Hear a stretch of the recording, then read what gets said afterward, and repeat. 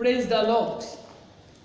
A dúpẹ́ lọ́wọ́ Ọlọ́run fún àǹfààní tí a tún rí láti rí àlámísì mìíràn, ìyẹn ni Thursday nínú oṣù kẹsàn-án ọdún.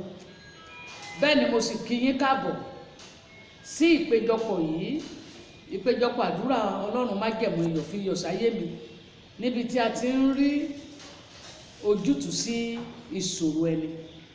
Mo gbàdúrà lórúkọ Jésù, ọ̀rọ̀ Ọlọ́run tí a gbọ́ lénìí yóò mú ojútùú fún ìṣòro wa. We give you solution. So shall it be. A dúpẹ́ lọ́wọ́ Ọlọ́run. Ṣùgbọ́n ká tó lọ sínú ọ̀rọ̀ Ọlọ́run náà, ẹ jẹ́ ká gbàdúrà ní orúkọ Jésù. Ayérayé alágbára nínú àwọn ọ̀run, a gbé yín ga lọ́pọ̀lọpọ̀, a gbé yín sókè gan ju ohun gbogbo lọ. Bẹ́ẹ̀ ni a tẹríba fún àṣẹ yín. A fi ọpẹ́ fún yín torí pé ẹ fẹ́ wa. A yìn yín torí àánú ńlá. Olúwa gba ọpẹ́ wa, Olúwa gba ìyìn wa. Gbogbo ẹ̀ṣẹ̀ Olúwa dáríjì, ẹ̀ṣẹ̀ tó lè dènà àdúrà Olúwa dáríjì. Lọ́wọ́lọ́wọ́ báyìí à ń lọ sínú ọ̀rọ̀ ni Olúwa bá wa pàdé. Nínú ọ̀rọ̀ náà jẹ́ ká rí tiwa ṣe. Olúwa fa ọ̀run ya kí àwọn òkè kó yọ ní iwájú rẹ̀, kí a lè rí ọwọ́ agbára rẹ̀. Bẹ́ẹ̀ ni kó rí ní orúkọ Jésù Kristi Olúwa wa. Amen. Amen. Praise the Lord. Àkòrí ọ̀rọ̀ Ọlọ́run nìyí. Mú ohun ìdè tí a fi dè mí kúrò. Mú ohun ìdè tí a fi dè mí kúrò. Mú ohun ìdè tí a fi dè mí kúrò. Èyí tí olóyìnbó ń pè ní lift every embargo on me. Ibi kíkà wa láàrin inú ìwé Joshua orí 6 ẹsẹ̀ ìkẹrìndínlọ́gbọ̀n. Joshua 6:26 kí ló ti wí? Joshua sì gégùn ní àkókò náà wípé ègún ni fún ọkùnrin náà níwájú Olúwa tí yóò dìde tí yóò sì kọ́ ìlú Jẹ́ríkò yìí, pẹ̀lú ikú àkọ́bí rẹ̀ ni yóò fi ìpìlẹ̀ rẹ̀ àti pẹ̀lú ikú àbíkẹ́yìn rẹ̀ ni yóò fi gbé ilẹ̀kùn ibodè rẹ̀ ró. Praise the Lord. K'Olúwa kó bùkún ọ̀rọ̀ rẹ̀. Ẹsẹ̀ kan tí a kà yìí, ẹ rí pé Joshua lẹ́yìn ìgbà tí wọ́n ṣẹ́gun Jẹ́ríkò tán, lẹ́yìn ìgbà tí odi Jẹ́ríkò ti wó lulẹ̀ tí wọ́n ti kó wọn tán, Joshua wá tún gbé gbèdéke lé ìlú náà pé ẹnikẹ́ni ò gbọdọ̀ tún ìlú náà kọ́. Ṣùgbọ́n nínú gbèdéke rẹ̀ ó fi condition sílẹ̀ o. Àfi tí oníyẹn tó bá lè fi foundation rẹ̀ lélẹ̀ nípa àkọ́bí rẹ̀, tó sì parí ilé kíkọ́ ìlú náà nípa àbíkẹ́yìn rẹ̀. Ṣùgbọ́n a kúkú mọ̀ pé àwọn ènìyàn, a rí ẹni tí ọkàn rẹ̀ múná tán pé ṣe bọ́ ọmọ méjì ni, ó tẹ́ lọ́rùn kó lùsì ọmọ méjì yẹn, tó dẹ̀ ṣe é, tó dẹ̀ gbé kalẹ̀, tó dẹ̀ kọ́, tó dẹ̀ ṣe é. Èyí la máa rí nínú ìwé àwọn ọba kìíní, nínú ìwé àwọn ọba. A rí pé ẹsẹ̀ orí kẹrìndínlógún ẹsẹ̀ 34, 1 King chapter 16 verse 34, tí oníyẹn dẹ̀ rí wípé òun gbé kalẹ̀ bẹ́ẹ̀. Ẹ̀yin èèyàn mi, condition wà ń bẹ, ìmí ò lẹ́rọ̀. Òdùwọ̀n tí a máa ń gbélé ẹlòmíì kì í lẹ́rọ̀. Wọ́n á gbélé tán pátápátá ni wọ́n á dijú. Èyí tó bá tiẹ̀ jẹ́ látọ̀dọ̀ àwọn ẹ̀ka ènìyàn, wọ́n á ju kọ́kọ́rọ́ ẹ̀ sómi pé kò ní rẹ́ni sí mọ́. Tó bá wá rí bẹ́ẹ̀, kí ni tá à ń pè ní ìdè tí a fi dè èèyàn? Kí ni embargo yìí? Kí ni limitation yìí? Kí ni ìdè tí a fi dè ni? Ìyẹn jẹ́ ìgbèdéke tí àwọn ìjọba ìlú orílẹ̀-èdè tí wọ́n ṣe pé ẹ gbọ́, ẹ gbọ́dọ̀ gbérú ọjà báyìí wọlé, ẹ gbọ́dọ̀ gbérú ọjà báyìí jáde, ẹ gbọ́dọ̀ jáde ní àkókò yìí. Wọ́n lè pọ̀ pé lẹ́yìn aago 6 alẹ́ ẹnikẹ́ni ò gbọ́dọ̀ jáde, lẹ́yìn aago 10 alẹ́ ẹnikẹ́ni ò gbọ́dọ̀ jáde. Ìkan la ṣẹ̀ṣẹ̀ ń bọ́nú rẹ̀ yìí tí gbogbo wa mọ̀ sí lockdown nítorí COVID-19, àjàkálẹ̀ àrùn burúkú COVID-19, èyí tó ja gbogbo àgbáyé pé ẹ gbọ́dọ̀ sí bíbá èrò ò gbọ́dọ̀ péjọ, a gbọ́dọ̀ fúnra wa ní gáàpù, a gbọ́dọ̀ ṣe báyìí, a gbọ́dọ̀ ṣe báyìí, tó jẹ́ pé ìgbọ̀nba pàṣẹ rẹ̀ tí ò dẹ̀ sí ẹnikẹ́ni tó lè lòdì sí, àyàfìgbà tí wọ́n tó gbé ìgbèdéke yẹn kúrò, ìgbà tí wọ́n tó sọ pé ó yá ẹ máa jáde, ẹ̀yin báyìí jáde báyìí, ẹ̀yin báyìí jáde báyìí. Ẹ mọ̀ pé irú òfin bẹ́ẹ̀ ló ti iléèwé tìjọba nìyẹn. Ṣùgbọ́n tí àwọn ènìyàn lè gbé ìdèlé èèyàn lórí pé ẹni yóò ní ṣe rere báyìí, ẹni yóò ní ṣe báyìí nítorí ìwà tó hù, bóyá nítorí ìwà ẹ̀ṣẹ̀ tàbí kó ti dá ẹnikẹ́ni lóró. Nípa báyìí irú ẹni bẹ́ẹ̀ á kàn máa jà wítíwítí ni. Adìẹ rẹ̀ máa làágùn ṣùgbọ́n ìyẹ́ ò ní jẹ́ kan rí. A máa ṣe làálàá ṣùgbọ́n kò ní rí ohun láti fi hàn fún làálàá rẹ̀. Nítorí náà mo gbàdúrà lórúkọ Jésù, gbogbo òdiwọ̀n tá ti gbé lé mi àti ìwọ lórí, gbogbo ìdè tí a ti fi de ìtẹ̀síwájú rẹ lónìí, Ọlọ́run yóò mú kúrò. Lónìí ó máa expire kúrò, ìyanu Ọlọ́run á dẹ̀ farahàn. Ta ni ẹni tó lè gbé òdiwọ̀n léèyàn lórí? Ta ni ẹni tó lè fi dèdè èèyàn? Ẹni àkọ́kọ́ tó lè fi dèdè èèyàn ni òbí èèyàn. Ẹ jẹ́ ká wo ohun tó ṣẹlẹ̀ láàrin Jákọ́bù àtọmọ rẹ̀ Rúbẹ́nì. Genesis 49, 3 and 4. Rúbẹ́nì, ìwọ ni àkọ́bí mi, agbára mi àti ìpilẹ̀ṣẹ̀ ipá mi, títayọ ọlá àti títayọ agbára, ẹnu ríru bí omi, ìwọ kì yóò lè tayọ, nítorí tí ìwọ gun orí ẹni bàbá rẹ, ìwọ sì bàjẹ́ ogun orí àkéte mi. Oh, praise the Lord. Ẹgbọ́n tí ó ṣẹlẹ̀ sí Rúbẹ́nì tí bàbá ẹ̀ sọ, nítorí pé ó bá ìkànnì ìyàwó bàbá ẹ̀ sùn, nítorí pé ó bà àkéte bàbá rẹ̀ jẹ́. Bàbá rẹ̀ ní pé lóòótọ́ òun lẹni tó yẹ kó tayọ, òun lọ yẹ ni kó dé pé pọ̀ ọlá. Ó ní ṣùgbọ́n kò ní débẹ̀ nípa àṣẹ ọ̀rọ̀. Ó dẹ̀ gbé gbèdéke lé ayé rẹ̀, ó fi ìdèdè ìtẹ̀síwájú rẹ̀, ó fi ìdèdè ìṣerere rẹ̀. Gbogbo ìwọ náà àìmọye Rúbẹ́nì lénìí, ìwọ tó ṣe pé ìyàwó bàbá ẹ kíkì mọ́lẹ̀ ni. Àti ẹ̀tún wá rí bàbá mi gan, Ọlọ́run ó ṣàánú wa, tó tóun àti ọmọ rẹ̀ jọ ń lo girlfriend. Bóyá ọmọ ló ti kọ́kọ́ mú girlfriend wálé tí bàbá rí tójú bàbá wọ̀, tí bàbá lọ pàdé girlfriend, tí obìnrin ti rú obìnrin náà bẹ́ẹ̀ dẹ́ rí wípé owó á jáde lọ́wọ́ bàbá ju ọmọ tó ń gbà lọ́wọ́ bàbá ẹ̀ lọ. Gbogbo irú ìwà pálapàla báyìí tí ò gbógun Ọlọ́run ga, irú ìwà báyìí ó máa ń gbé gbèdéke lé ayé èèyàn, ó máa ń fi ẹ́ńbágò sínú ayé èèyàn, kì í jẹ́ kí èèyàn lè tẹ̀síwájú. Gbogbo ẹ̀yin tẹ́ wà nírú ipò bí eléyìí, tí ẹ bá ti ronúpìwàdà, mo gbàdúrà fún yín lénìí, gbogbo gbólóhùn òdì tó ti jáde sáyé yín, èyí tó jáde tó mọ̀, mo pa láṣẹ lórúkọ Jésù, Olúwa mú kúrò nínú ayé rẹ̀. Pàápàá jùlọ ìwọ ọ̀dọ́kùnrin tó fún ọmọbìnrin lóyún, ò tí ì ṣetán ìgbéyàwó, ó wá fún un lóyún tó ọmọ lòun ò ṣẹ́yún, ó wá fi ẹ̀tàn mú, ó gbé kóòkì fún mú, ó ti fi májèlé sínú kóòkì yẹn tí ó ṣẹ́ oyún. Bóyá kó tó di póyún yẹn ṣẹ́, kó ọmọ yẹn kú torí pé ó ṣẹ́ ní ọ̀nà tí kò dára, ọmọ yẹn wá kú. Ìkíní ẹ̀ṣẹ̀ ní sí Ọlọ́run. Ṣùgbọ́n kí irú ọmọ bẹ́ẹ̀ ò tó kú, ó fi èpè sílẹ̀ fún ọ pé a ti rí irú rẹ̀, a ti treat irú kéèsì bẹ́ẹ̀, pé o ò ní gbọ́ ìgbé ọmọ nínú ayé ẹ mọ́. Tó bá tiẹ̀ gbọ́ gbé ọmọ nínú ilé rẹ, ọmọ ọlọ́mọ ni.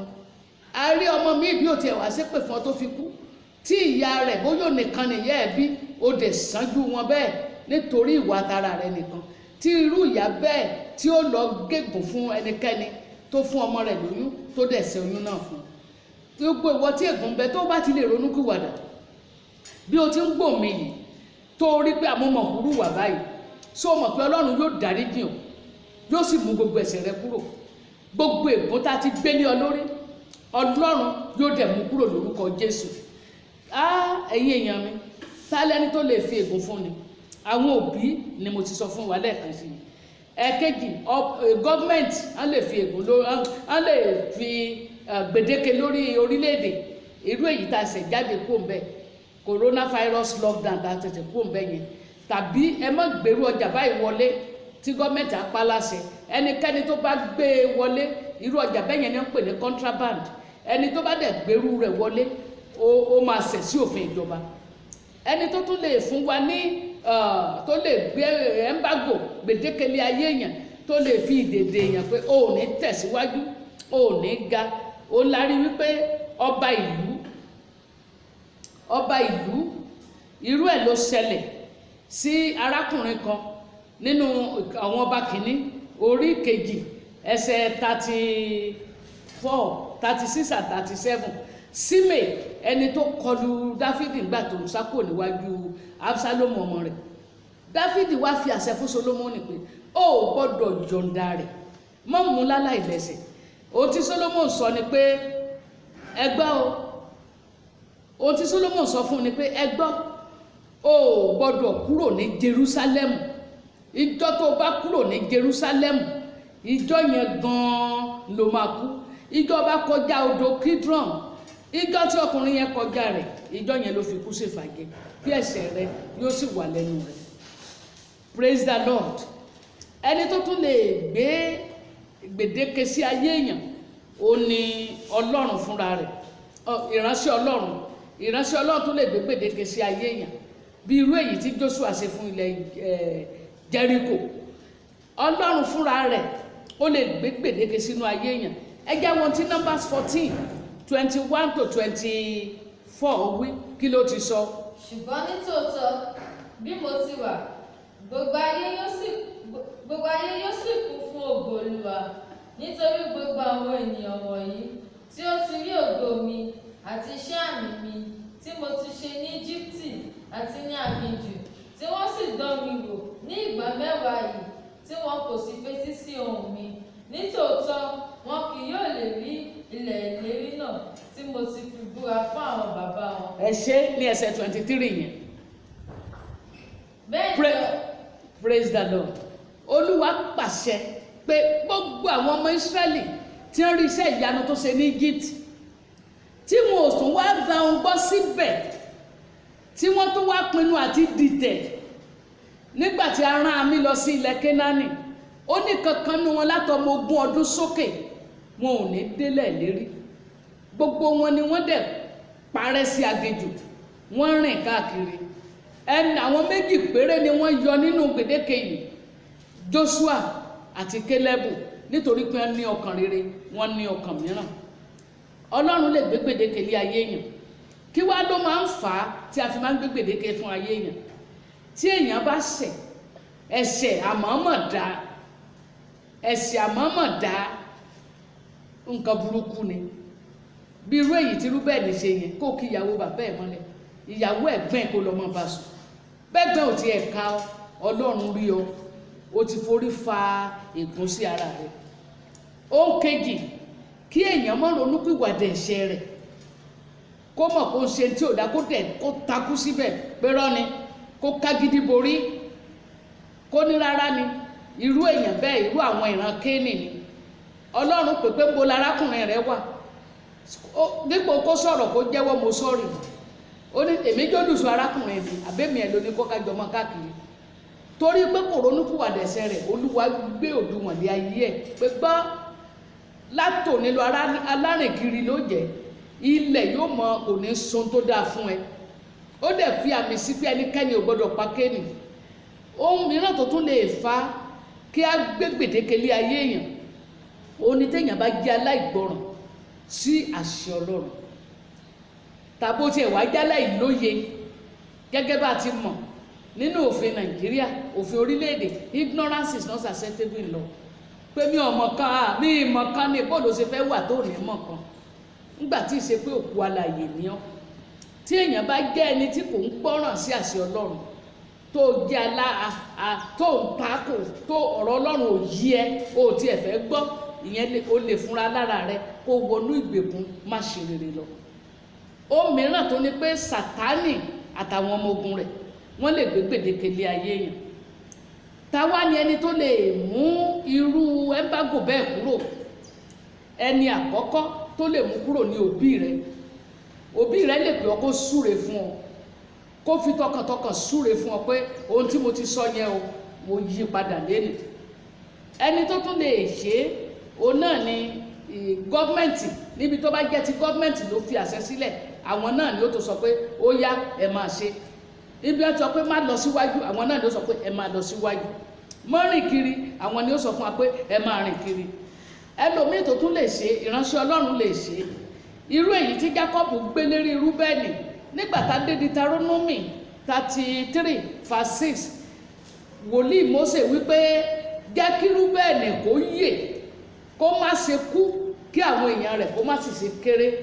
Ẹ rí wípé Mósè ó fi àṣẹ gẹ́gẹ́ bí ìránṣẹ́ Ọlọ́run láti gbé òdùwọ̀n mọ́tẹ̀síwájú kúrò nínú ayé Rúbẹ́nì.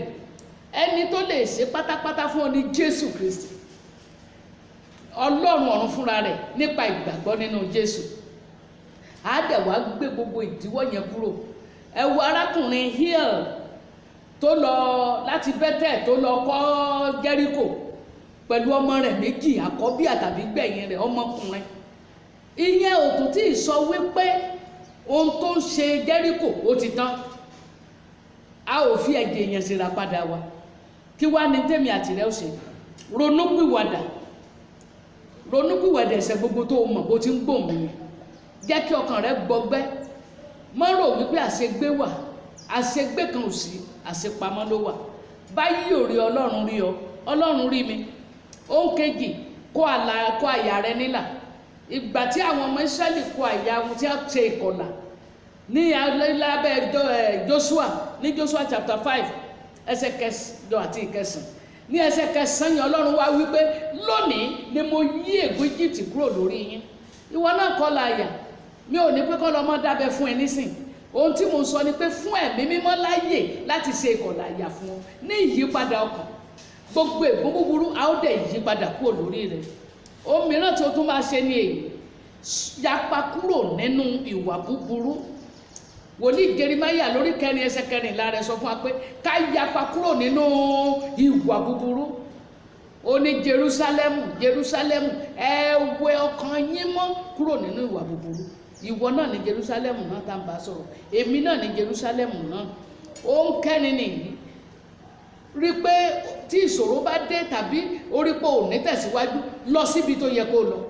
Èyí tí àwọn ará Jẹ́ríkò ṣe, àwọn ọkùnrin Jẹ́ríkò, nígbà tí ilẹ̀ sátómi wọ́n burú, wọn ò tọ̀ ẹni tí ò yẹ kó tọ̀ lọ, wọn ò wá eégún kiri, wọn ò wá ohunkóhun kiri. Ohun tí wọ́n wá ó ní pé wọ́n tọ̀ wòlíì Ọlọ́run lọ pé ìwọ Olúwa wọn, wo bí tá a wà yìí, ìtẹ́dó ìlú yìí dára ṣùgbọ́n omi burú, ilẹ̀ sì sá. Nínú àwọn ọba kejì orí kejì ẹsẹ̀ 21 dé 22. Níjọ́ yẹn ni wòlíì Èlísà ó ṣe àwòtán ilẹ̀ náà títí di òní olónìí tí ilẹ̀ náà dẹ̀ ń so rere. Ohun mìíràn tí o ní láti ṣe ó ní wípé fi ara rẹ fún Ọlọ́run ní ẹbọ ààyè mímọ́ kí Olúwa kó lè ṣe àtúnṣe ayé rẹ. Tí a bá wá ṣe léyìí, mo gbàdúrà, wá Jésù rí, ṣe àtúnṣe rẹ, gbàdúrà, fi ọ̀rọ̀ Ọlọ́run ṣe kòríkòsùn rẹ. Mo wá gbàdúrà gbogbo tá a ti gbé lé ọ lórí kó parẹ́ lórúkọ Jésù. Gbogbo èyí tí a ti fi di ọ mọ́lẹ̀, tí a ti fi di ìṣerere ọmọ rẹ mọ́lẹ̀, tí a fi di ìṣerere aya tàbí ọkọ rẹ mọ́lẹ̀, lórúkọ Jésù kó parẹ́. Máa sampuli amataida. Mo tún wá sọ nítorí pé ìyàwó mi máa ń gbé gbèdéke lé ọkọ rẹ̀. Bóyá ọkọ rẹ̀ hùwà kan ni, bóyá tó bá tẹ̀síwájú ó lè lọ fẹ́ ìyàwó mi. Àwa lòun fẹ́ kó níláárí. A máa rí ọkọ mi tí ò ní fẹ́ kí ìyàwó ń ṣe rere, tí ó sọ pé òun ò fẹ́ kó ga jù lọ. Ilá ìgajù onírè, tó bá ga jù onírè ṣe la máa ń tẹ̀ ká. Gbogbo ẹ̀yin tẹ́ wà lábẹ́ ẹ bá gòbí irú eléyìí. Mo dúró nínú Kristi àpáta ìpìlẹ̀ mìíràn yanrìn ni. Lónìí Olúwa fi iná já dànù. Ó yá lọ sínú ìṣerere, sí àwárí Ọlọ́run, torí pé a kọ pé a lè gba àwọn òǹdè kúrò lọ́wọ́ àwọn alágbára, pàápàá jùlọ àwọn tó lẹ́tọ̀ọ́ sí. Ó ní báyìí ni Olúwa wí, a ó ti lè gba àwọn òǹdè kúrò lọ́wọ́ ẹni ìkógun. Gbogbo ìwọ òǹdè lọ́wọ́ ẹni ìkógun, bóyá o lẹ́tọ̀ọ́ sí tàbí o lẹ́tọ̀ọ́ sí, ó yá gba ìtúsílẹ̀. Simply mo dáìdá kí ayé rẹ kó gba àtúnṣe. Lónìí lọ wọnú ìṣerere rẹ lọ, rìn ṣerere, tẹ̀síwájú láìsí ìdíwọ́ fún ayé rẹ. Bẹ́ẹ̀ ni kó rí. Agbára tó fẹ́ dojúkọ kí orísun rẹ̀ gbẹ dànù ní orúkọ ńlá Jésù Kristi Olúwa wa. See you next week Thursday. God bless you all.